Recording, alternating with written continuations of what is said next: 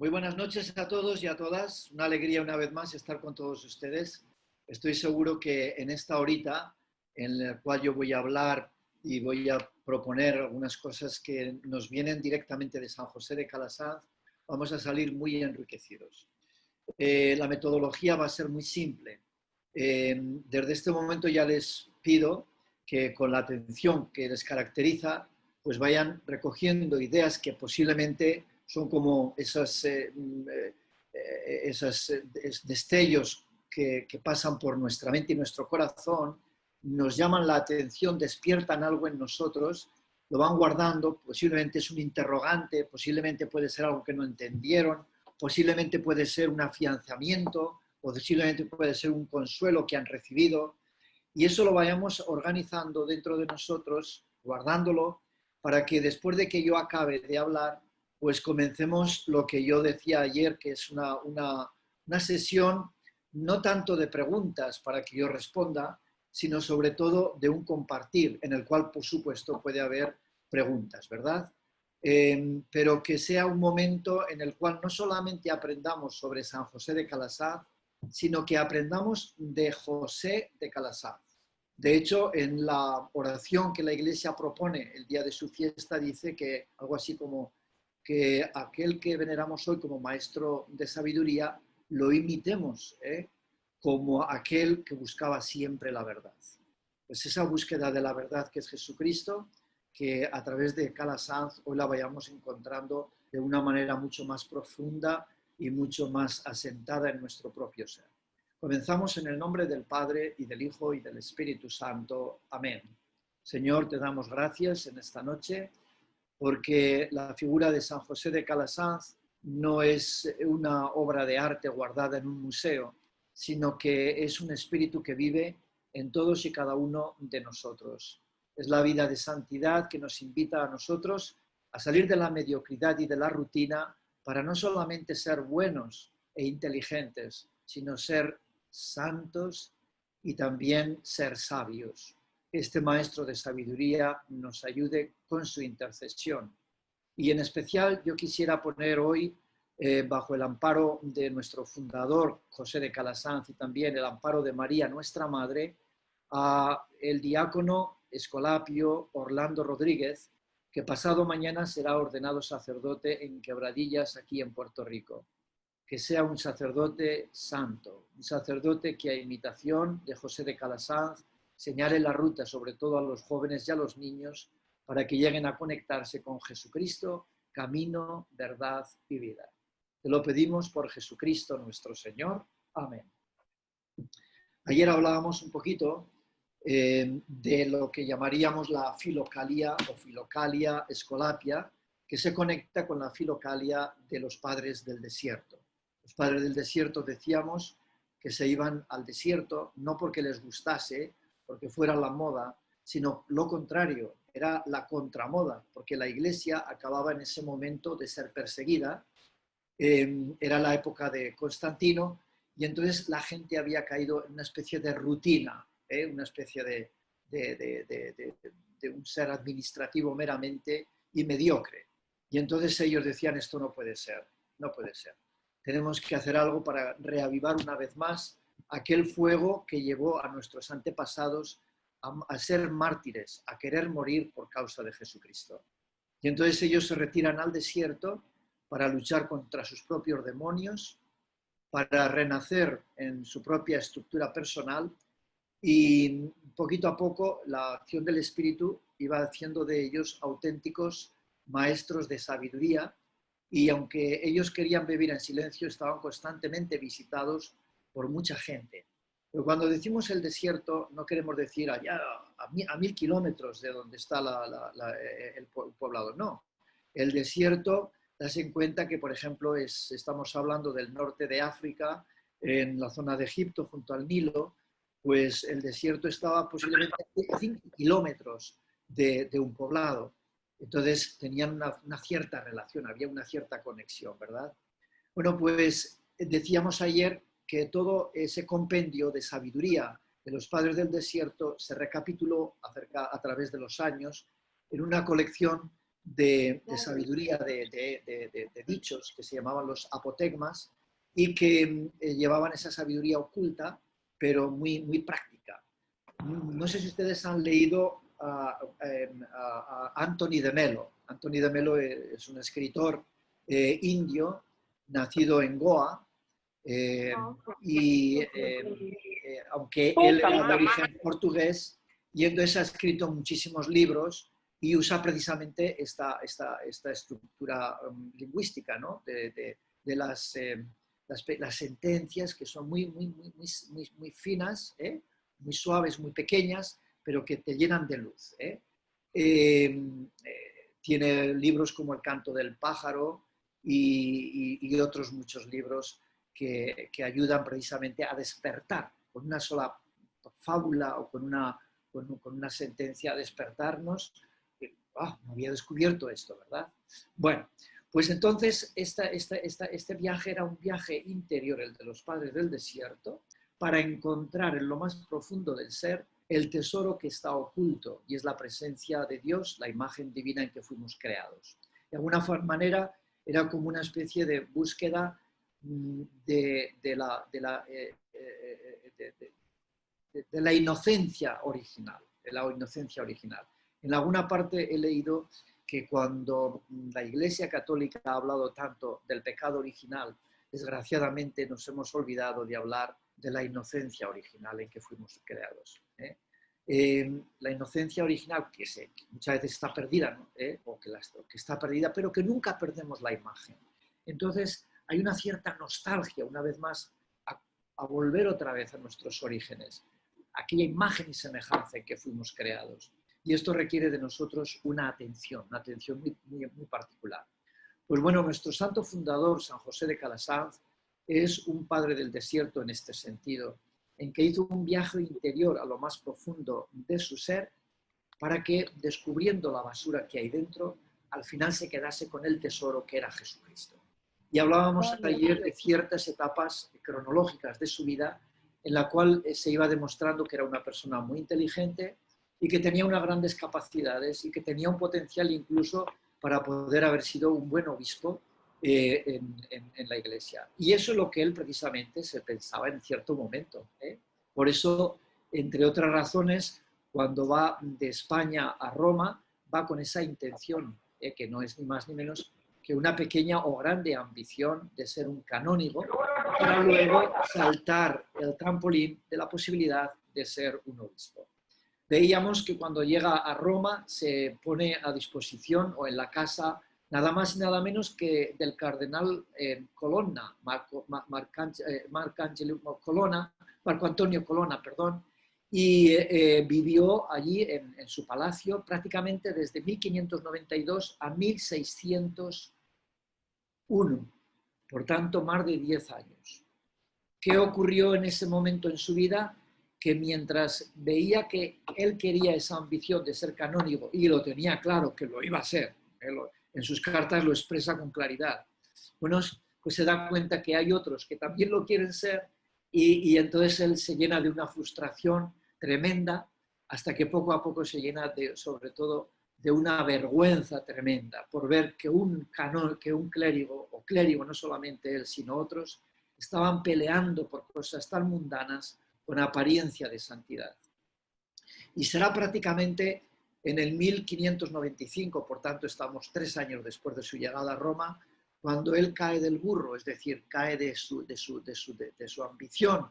Y esto se origina sobre todo cuando da su nombre a la cofradía de los 12 apóstoles, que se dedican sobre todo a hacer obras de caridad y sobre todo a visitar a los más pobres en sus miserias y en sus necesidades.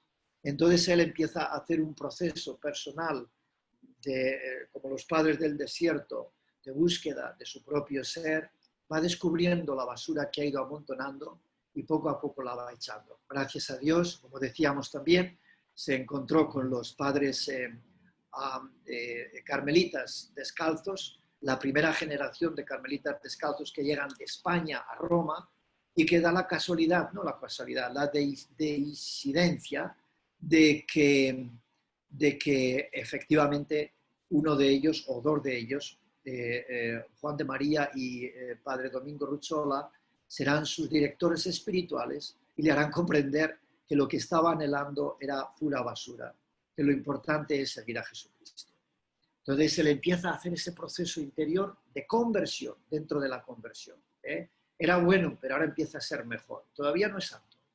Y entonces cuando en una de estas aventuras de ir a visitar a los más pobres de Roma, como nos dice hoy el Papa Francisco, salir a las periferias, pues ya Francisco había empezado a salir a las periferias, sale a una de las periferias que en aquel entonces era el Trastevere de Roma, al otro lado del Tíber. Y allí se llama la atención aquella iglesia que es de Santa Dorotea. Por cierto, Dorotea significa regalo de Dios. Doros es regalo y Theos es Dios, por tanto, regalo de Dios en griego. Pues bueno, fue un regalo de Dios el ver allí en esa iglesia de Santa Dorotea cómo el párroco Brandini se llamaba, Antonio Brandini, está educando a los niños en la sacristía, literalmente en la sacristía, solamente eran 9 y pagaban un poquitico, ¿verdad? Pero Calasanz dice, wow, esto es maravilloso. Y entonces se da cuenta que los que ayudan a Brandini, al párroco, son gente laica, como ustedes, la mayoría de ustedes, y entonces pertenecen a la confraternidad de la doctrina cristiana. Y dice, yo también quiero ser de la confraternidad cristiana. ¿Por qué? Porque metiéndome ahí puedo meter ahora la cuña de no solamente enseñar catecismo, sino como esta gente enseñar también las ciencias y todo lo que pertenezca al conocimiento humano. Bueno, el caso es que da su nombre, la confraternidad. Ya decíamos ayer que él quería haber sido presidente de la confraternidad para manipular un poco, en buenas palabras, o sea, es decir, manipular en el sentido de que si yo soy el presidente, podré hacer que la confraternidad no solamente se dedique a la catequesis, sino que también se dedique a la enseñanza del conocimiento humano. Pero en la votación, ¡pam!, salió negativo. Por tanto, era una señal de que Dios no quería ese camino para él, pero sin embargo estaba seguro que Dios quería hacer algo por aquellos niños. Dijimos que al cabo de 1601, cuando ya Calasanz empezó a reunir a un grupito de laicos junto a unos sacerdotes, cuando él decide dejar el Palacio Colonna para irse a vivir con ellos como una especie de comunidad, él previamente, en el año 1599, había hecho una peregrinación a Asís, donde sintió la confirmación de que Dios le pedía vivir en pobreza, en castidad y en obediencia, con aquella aparición de las 3 doncellas, ¿verdad? Una era la pobreza, otra la castidad y otra la obediencia. Y además luego otra doncella que se le aparece, que es muy pobre, y entonces le pide que le ayude a Calasanz. Y Calasanz dice, pero ¿cómo te voy a ayudar si no te conozco? ¿Quién eres tú? Y dice, yo soy la pobreza. Entonces él entendió que efectivamente Dios le llamaba a ser pobre. Ya decíamos que había llegado a Roma con alas de triunfalismo y de riqueza. Poco a poco se va empobreciendo y dedicando todo su caudal precisamente al servicio de los más necesitados. Estamos, por tanto, en el año 1601. ¿Qué ocurre en ese año? En ese año es cuando empieza a llamarse ya la congregación de las escuelas pías, pero no con carácter de ser religiosos, no, sino de una asociación laica donde había también sacerdotes. Y en ese momento es cuando aparece también el demonio tentándolo, porque viene el representante del Estado español en el Vaticano, el nuncio, y le dice al bueno de Calasanz, oye, que ya por fin te he pasado la canonjía nada más en Sevilla. Y entonces Calasanz en ese momento dice, ya no quiero más canonjía, porque he encontrado en Roma la manera de servir a Dios, en estos mocosos, en estos niños, en estos harapientos, en estos que no pueden ir a la escuela, y entonces es algo que ya nunca más dejaré por nada en el mundo.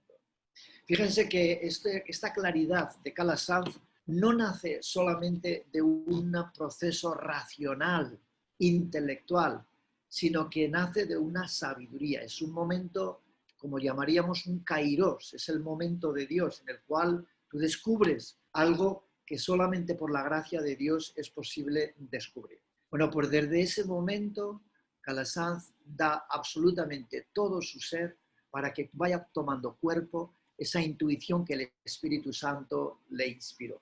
Entonces llama a las puertas de los jesuitas. Los jesuitas dicen que no pueden ayudarle porque están en la enseñanza secundaria y más arriba. ¿Va a los dominicos? Pues no, porque nosotros nos dedicamos sobre todo a la teología y en las universidades.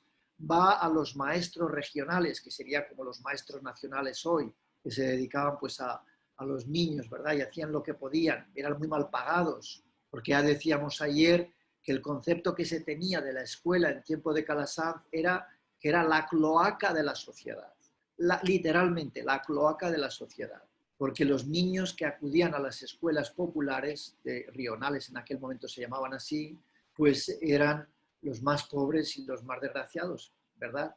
Bueno, pues Calasanz es una opción por ellos. ¿Qué había ocurrido en él? Estaba dándose el proceso de conversión, una conversión auténtica. La conversión, decíamos ayer, que no es cambio de personalidad, sino siendo la persona que somos, llegando a ser la mejor versión que Dios ha soñado que seamos. Estaba en proceso de esa conversión, de esa versión que Dios tenía para José de Calasanz y que ya no podría encontrar ni podría buscar en ser canónigo ni en ser una persona de autoridad en la Iglesia, sino al contrario. Empieza a imitar a Jesucristo, que siendo Dios, no tuvo su naturaleza divina como algo a que agarrarse, sino que se abajó, se hizo uno como nosotros y haciéndose uno como nosotros, aceptó la muerte, incluso la muerte y una muerte de cruz. Bueno, pues Calasanz lo mismo. Fíjense que al principio mucha gente le aplaudía, pero también es cierto que hacia el 1607 tuvo que pasar una experiencia dolorosa. Y es que mientras iba teniendo gente que le seguía, iba abriendo comunidades, todo el mundo, qué bien, padre Calasanz, usted ha fundado una orden, una congregación, una congregación todavía no es religioso, hemos dicho, ¿verdad? Estamos en 1607.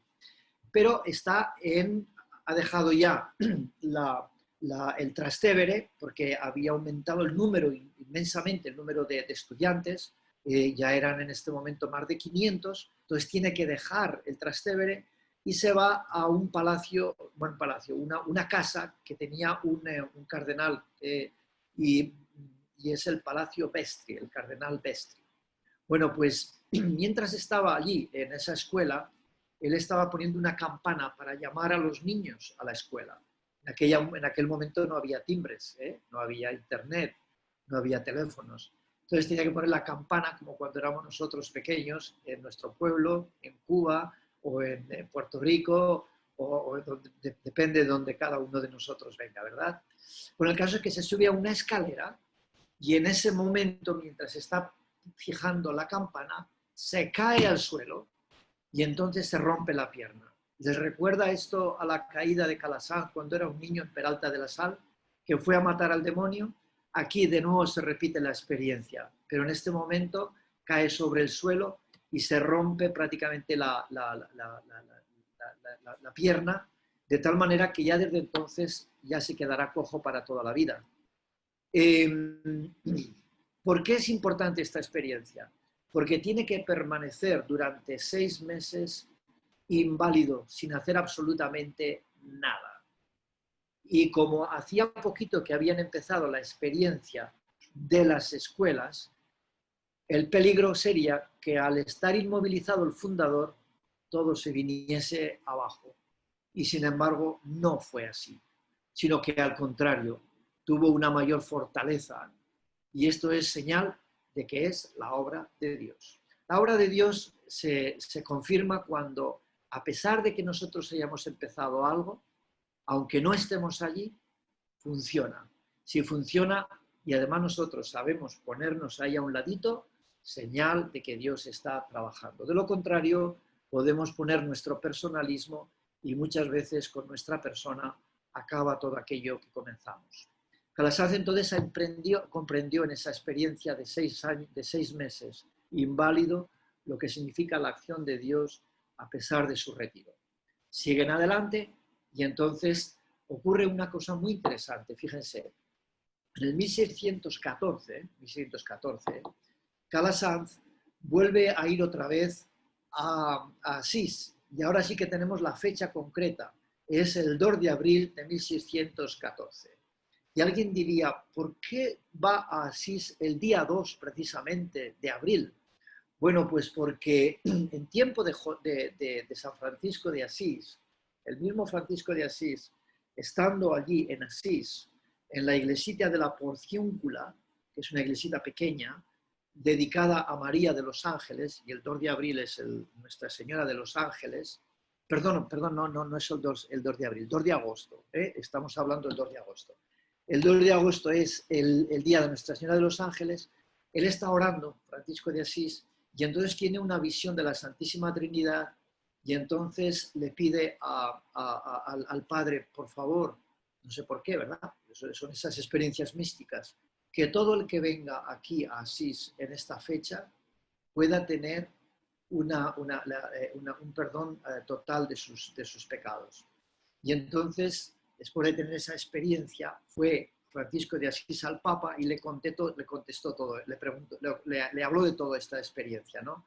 Y el Papa le dijo, bueno, pero es que yo no lo puedo conceder, esto va en contra de las normas de la Iglesia. Y dice, pero es que esto es una revelación del Padre.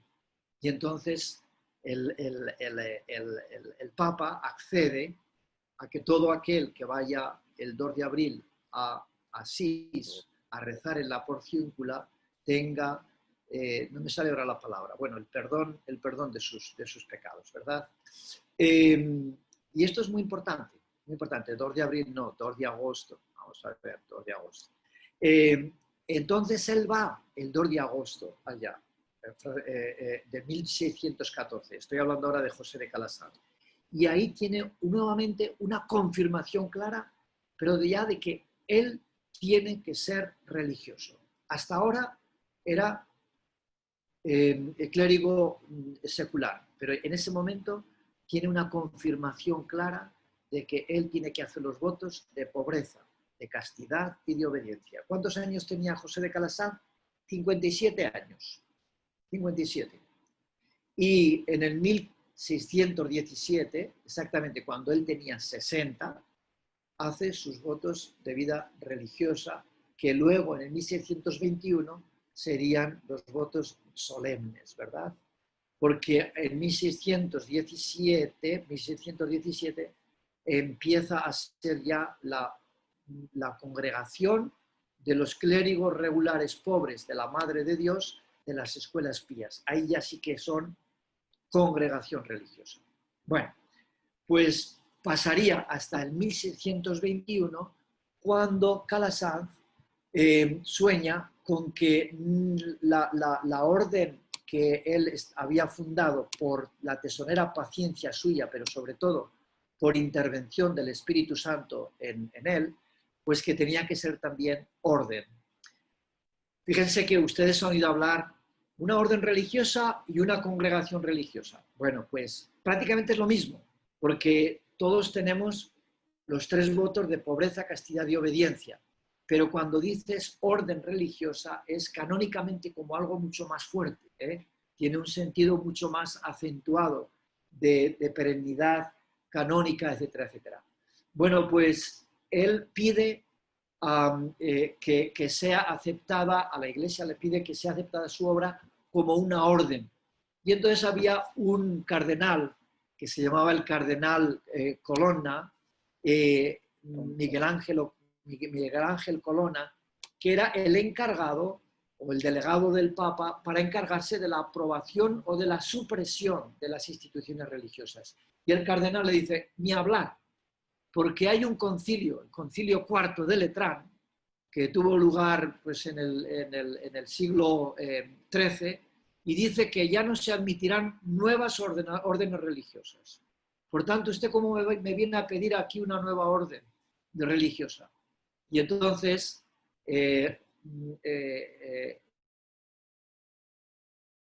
Fenomenal. Así esto tiene más interés, mucho más interés, porque así es como vivimos lo que es la vida, ¿verdad que sí? Eh, Esto me recuerda a mí los primeros años en Camerún, que estuvimos como 2 años sin tener electricidad. Y al final uno se acostumbra y no pasa absolutamente nada, ¿verdad? Por lo menos aquí ahora, en este momento, con la nueva tecnología, podemos hasta conectarnos de nuevo y esto es maravilloso. Estábamos diciendo lo del año 1621, cuando Calasanz pide que su obra, que ya era reconocida como una congregación religiosa por el Papa Pablo V, por eso se llamaba la congregación paulina, viene de ahí, del Papa Pablo V. Bueno, pues ahora él quiere que sea elevada a rango de orden, que tiene un carácter canónico como mucho más fuerte. Y entonces hay un cardenal que es el encargado de la aprobación de todas estas cosas y le dice que no, que no, que no, que no, que no. Y entonces el bueno de José de Calasanz se va a su cuarto y lleno de, no de cólera, sino de pasión, porque él estaba convencido que lo que estaba pidiendo era lo que Dios quería que realmente hiciera, va y escribe lo que se llama el memorial al cardenal Tonti, ¿verdad?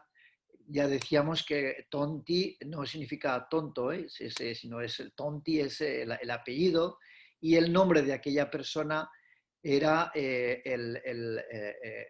Miguel Ángel. Bueno, pues él escribe un memorial. Un memorial es como una especie de defensa, eso es lo que significa memorial, una defensa. Y ese memorial o esa defensa acerca de qué? Acerca de la importancia que era el que la Iglesia aceptase una nueva orden religiosa, porque no era una orden con una finalidad superficial que ya otras congregaciones estaban llenando, sino que era una orden nueva donde habría un nuevo servicio tan necesario como es el de la educación a los niños más pobres. Tonti decía que no podía ser porque el concilio de Letrán IV del siglo XIII decía que ya no se podía hacer ninguna nueva congregación. Y por otro lado, había otros cardenales que tampoco aceptarían la idea de José de Calasanz. ¿Por qué? Por dos razones. La primera, social. No solamente los cardenales, sino los ricos veían en peligro el que educar a los niños de los más pobres. Esto acarrearía el que los siervos, que hasta el momento eran incultos, pues dejarán de hacer los servicios más bajos. ¿Quién nos va a cuidar las cocheras? ¿Quién va a cuidar a los animales? ¿Quién va a limpiar las casas? Si educamos a los pobres, esto se acabó. Número uno. Número dos, en aquel entonces estaba pululando en el ambiente una convicción que es antievangélica y que estaba apoyada en las enseñanzas de Aristóteles. Aristóteles tenía la convicción de que los plebeyos, los pobres, los de la escala más baja social, no deberían jamás ser educados. Tendrían que permanecer siempre en la ignorancia. Y entonces aquello se había metido incluso en la mente de los clérigos y en la mente de los cardenales. Y por tanto lo que estaba pidiendo Calasanz era revolucionario. Pues él, en lugar de decir sí, sí, sí, sí, dijo no, no, no, no, porque Dios está por encima de todo eso. Y entonces escribe el memorial al cardenal Tonti. ¿En qué consiste? Pues es un memorial que yo creo que sería, y además no solamente lo creo yo, sino que hay mucha gente que lo defiende, que sería como el Cántico de las Criaturas que escribió Francisco de Asís para alabar a Dios en nombre de todo lo creado. Calasanz entonces escribe, lleno de entusiasmo, este memorial en nombre de aquellos que se beneficiarían de la educación si la Iglesia aceptaba esta nueva orden religiosa. ¿Qué es lo que pretendió Calasanz cuando escribió este memorial? Que no sé si se lo han leído o si lo tienen ahí cerquita de ustedes, pero no importa, no se preocupen. Vamos a analizar algunas cosas que seguramente nos van a ayudar. Lo que quería él era defender la escuela popular gratuita como el objetivo de una nueva congregación.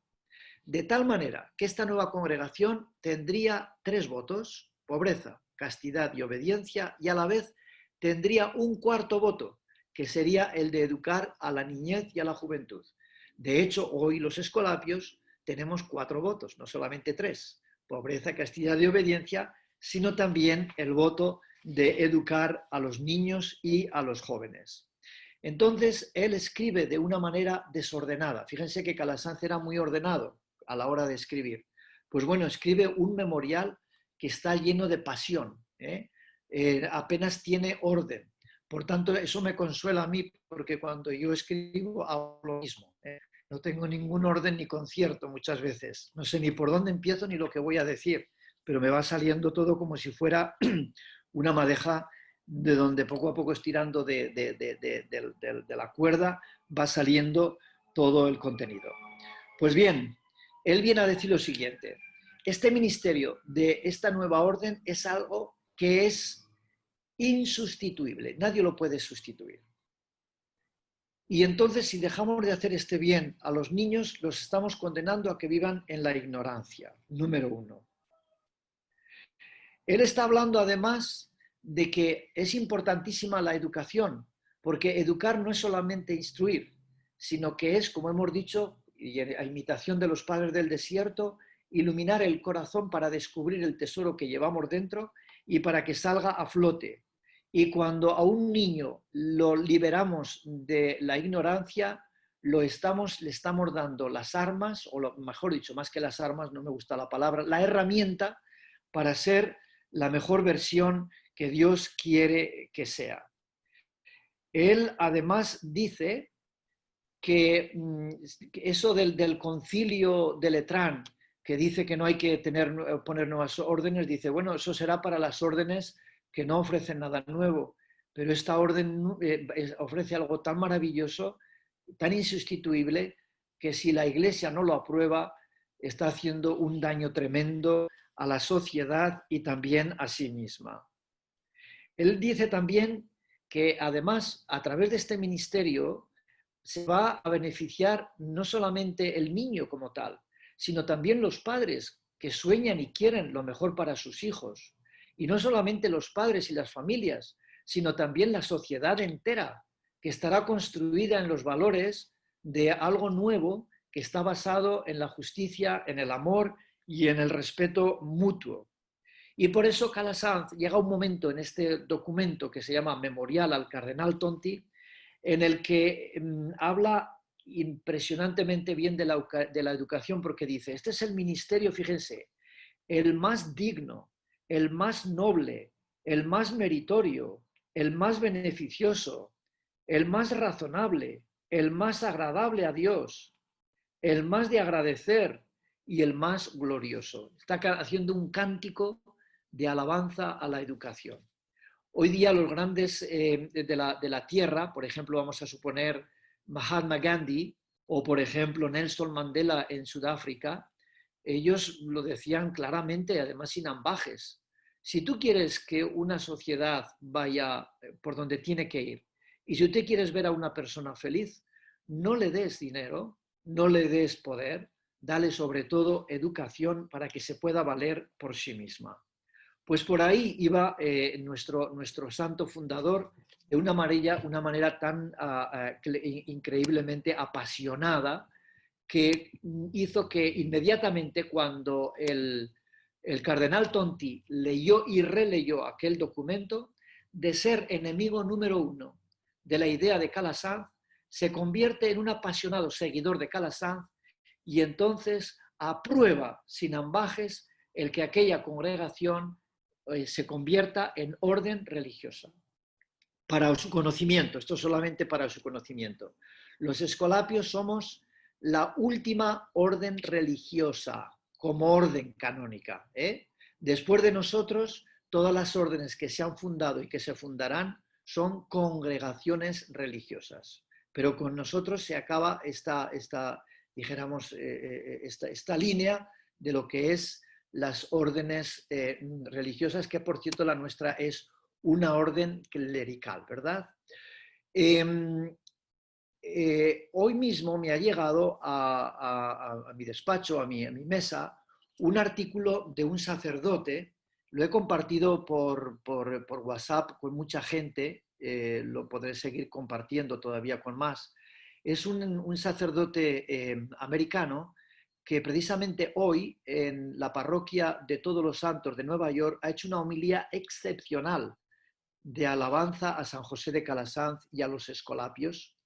Y él está diciendo lo siguiente, dice, qué pena que por la crisis en que está pasando nuestra sociedad, hoy día los religiosos, religiosas y sobre todo sacerdotes no estemos en las escuelas.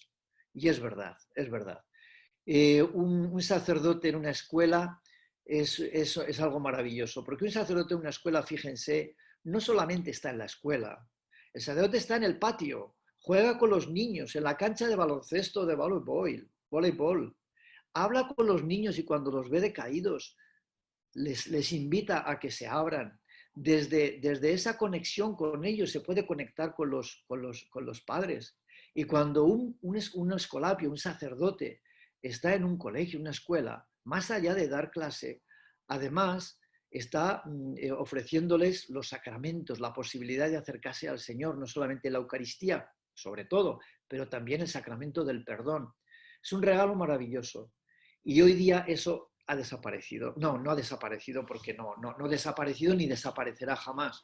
Pero el potencial de numérico de sacerdotes religiosos y religiosas ha bajado tan tremendamente que, bueno, pues no es lo mismo, ¿verdad? Creo que fue ayer cuando yo escuchaba una noticia, algo así como que en Estados Unidos prácticamente desde 1955 hasta el día de hoy la vida monástica ha bajado prácticamente en un 90%. Fíjense qué terrible, ¿no? De las religiosas y religiosos pues, también ha bajado tremendamente.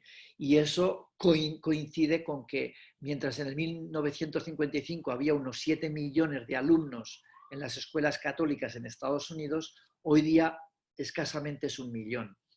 Claro.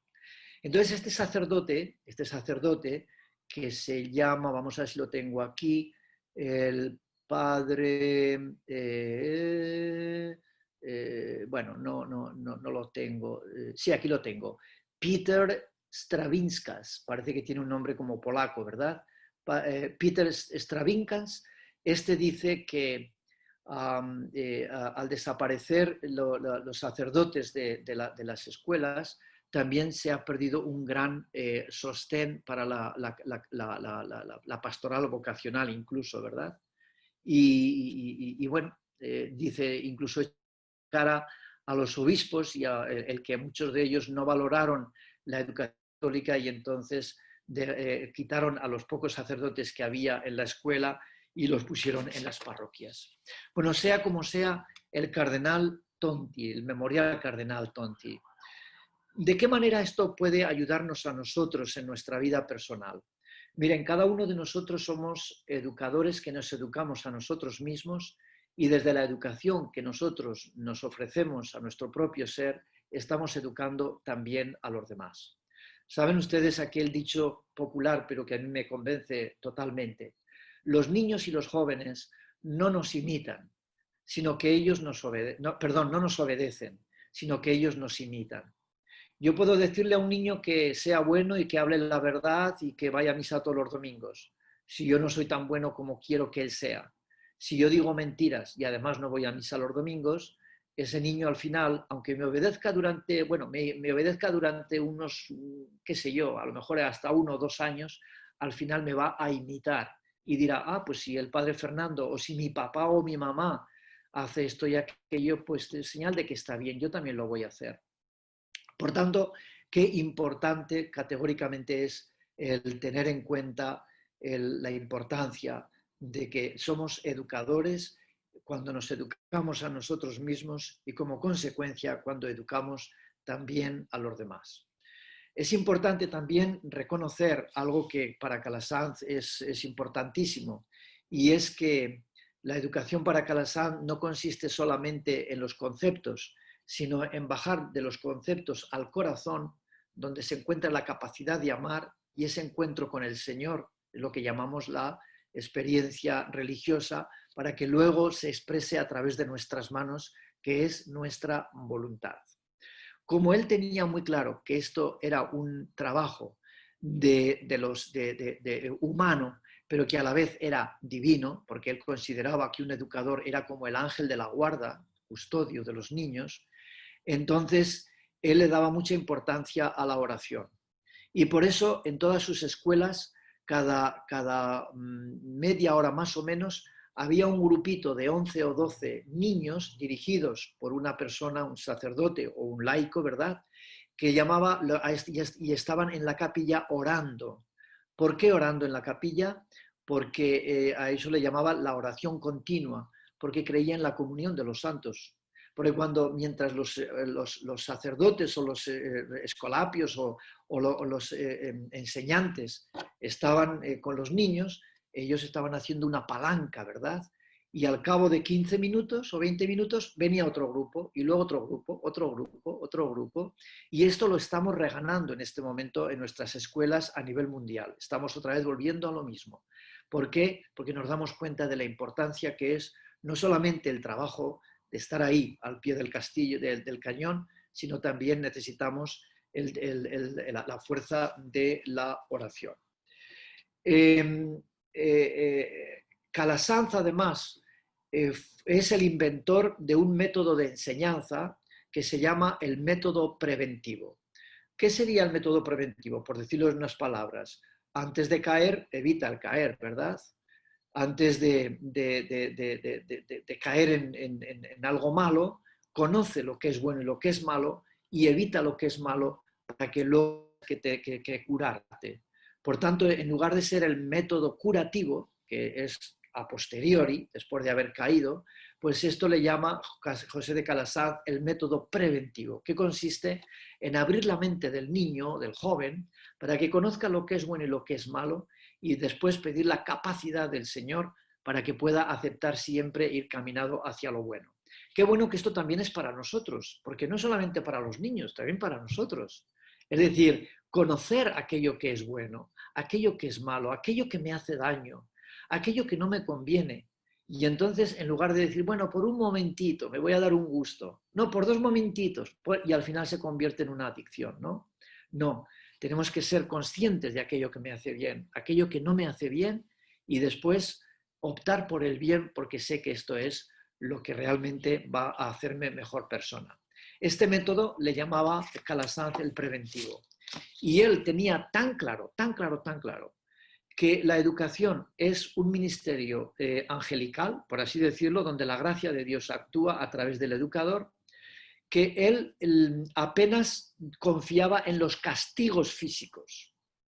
Fíjense que en el tiempo de Calasanz, un maestro, le llamaban así, maestro rional de los barrios de Roma, estaban representados de la siguiente manera. Había un maestro que literalmente estaba sentado en una silla y tenía a un niño en sus piernas y le estaba dando con un palo literalmente en todo el trasero, mientras otro niño estaba de pie con un libro lleno de miedo. Esta era la imagen de un profesor en aquella época de Calasanz. Calasanz dice, no, no, porque confío mucho más en la oración, porque confío mucho más en que un niño pueda tener acceso al sacramento de la confesión con un sacerdote, porque haciendo ese acto reconoce la falta, la presenta ante el Señor y además el Señor le da nada más nada menos que la absolución. Entonces le da la maravilla del regalo absoluto de un amor, de un perdón y de una sanación interior, porque la confesión no solamente es el perdón, sino también la sanación de la raíz de donde procede nuestro pecado y nuestra falta. Bueno, pues esta idea de la oración junto con el sacramento del perdón es un ingrediente esencial de lo que Calasanz llamaría, o posteriormente se llamó el método preventivo. Calasanz no escribió nunca nada dijéramos, ningún compendio donde puso todo su pensamiento de la A a la Z organizado, sino que él escribía. ¿Y qué es lo que escribió sobre todo? Cartas. Se conservan nada más y nada menos que 5.000 cartas, sin contar otros documentos, pero no necesariamente muy esquematizados. Entonces, en todas sus cartas, Calasanz nos habla constantemente de la educación, de la experiencia de Dios, de la organización, de toques de llamada de atención, etcétera, etcétera.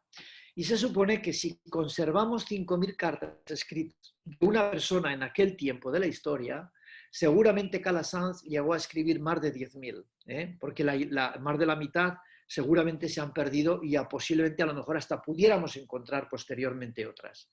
Pues bien, Calasanz deja en sus cartas todo aquello que realmente es parte esencial de su vida, de su convencimiento pedagógico y espiritual.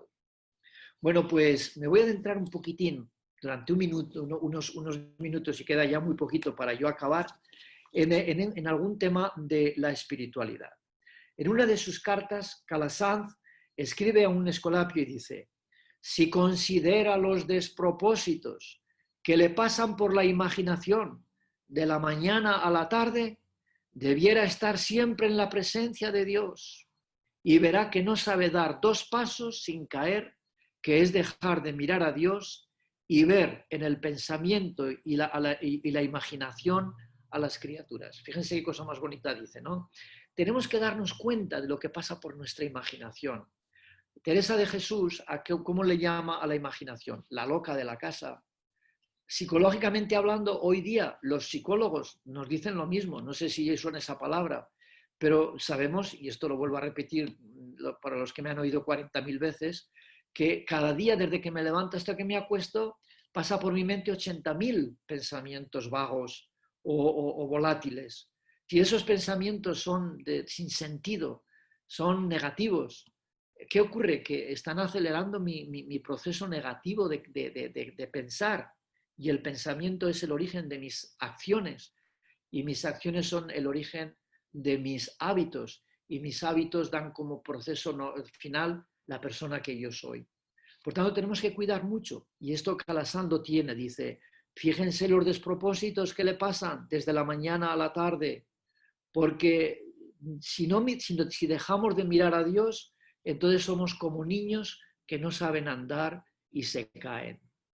Y él dice lo siguiente: quien llegue a esta práctica de saber comportarse como un niñito de 2 años, que sin guía cae muchas veces, desconfiará siempre de sí mismo e invocará siempre la ayuda de Dios. Una vez más, Calasanz nos está invitando como Jesús a ser como niños. Y decimos que ser como niños no es hacer las niñerías de los niños, sino aprender a ser humilde, el que sabe cuáles son sus límites, pero posibilidades. Sus límites para no hacer tonterías y sus posibilidades para lanzarse como una plataforma a lo mejor de sí mismo. Y finalmente dice Calasanz: esto significa aquella sentencia tan poco entendida y menos practicada: si no os hacéis como niños, no entraréis en el reino de los cielos. Y le dice al escolapio: aprenda pues esta práctica y procure llegar a esta gran sencillez, y hallará ser cierta aquella sentencia que dice: su intimidad la tiene con los sencillos y los rectos de corazón. Si yo quiero tener una intimidad profunda con el Señor, llegar a lo que es la inocencia original en la que fui creado, necesito entrar en este proceso, y entonces es cuando mi vida se verá transformada, volveré a ser como niño y además tendré la capacidad de servirles a su propio nivel, porque educar es a bajarse al nivel donde están los niños. Algunas notas un poquito de nuestra espiritualidad que pueden ser no solamente para los religiosos escolapios, sino para todos ustedes que de una u otra manera están conectados con nosotros. Aquí yo sé que hay personas del ITEC, otros vienen porque son de parroquias escolapios, ahí están otros porque son de la asociación El Evangelio Vivo, otros son porque son del movimiento Calasanz, otros porque somos escolapios y otros simplemente porque son amigos de los escolapios.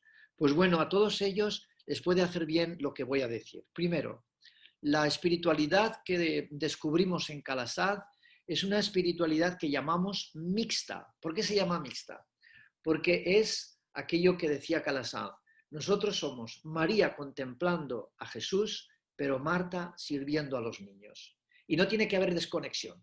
Ahora hacemos esto y lo hacemos lo otro, pero ponemos una barrera entre medio. No. Mientras hacemos esto, también estamos haciendo lo otro y viceversa. ¿De acuerdo?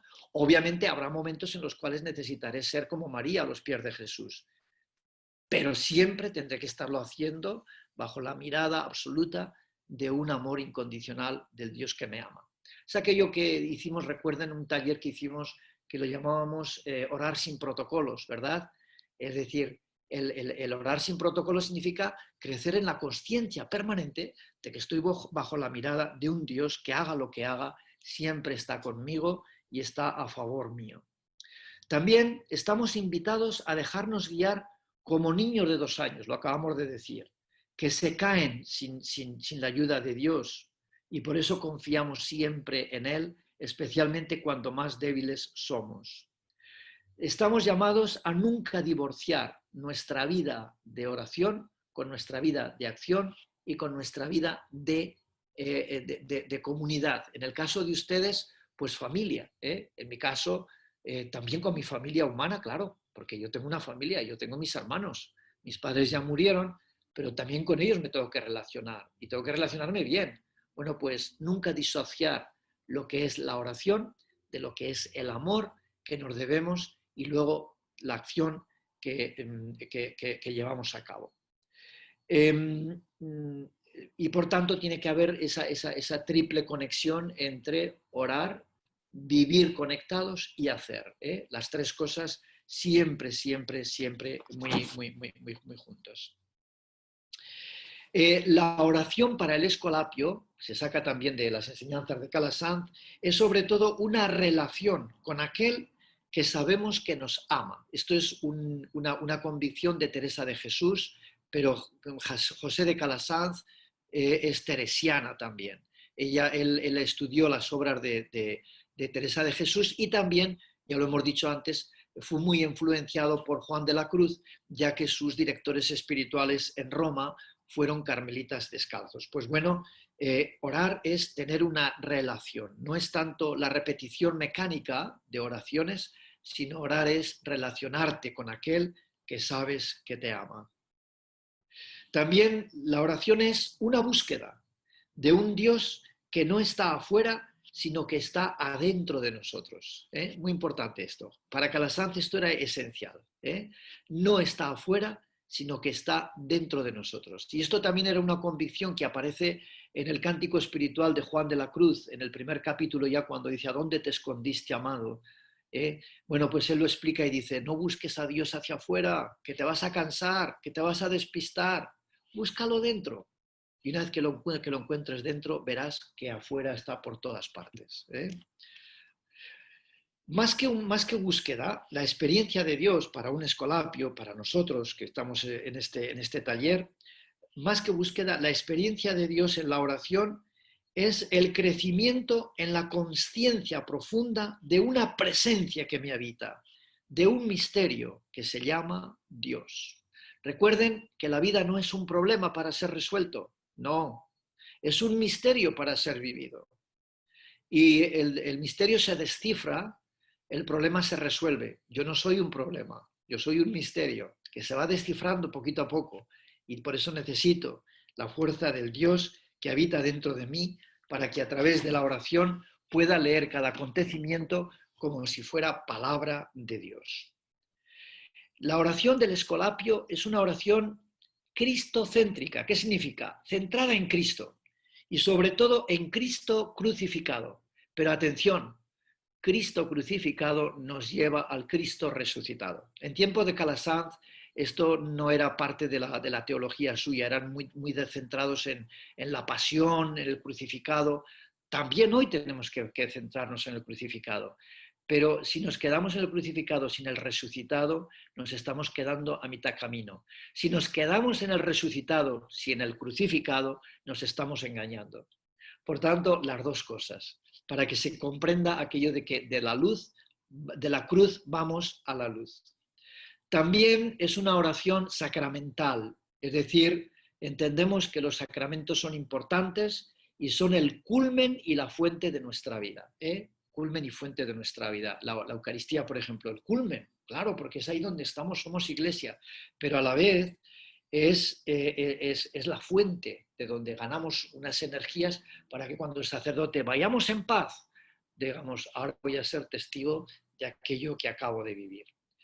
Y también es una oración eminentemente mariana, que significa unida a María, a la cual veneramos y a la cual imitamos. Por eso los escolapios, desde el tiempo de San José de Calasanz hasta nuestros días, siempre que tenemos una reunión, siempre acabamos con esta oración de a tu amparo y protección, Madre de Dios, acudimos, no desprecies nuestros ruegos y de todos los peligros, líbranos siempre, Virgen gloriosa y bendita.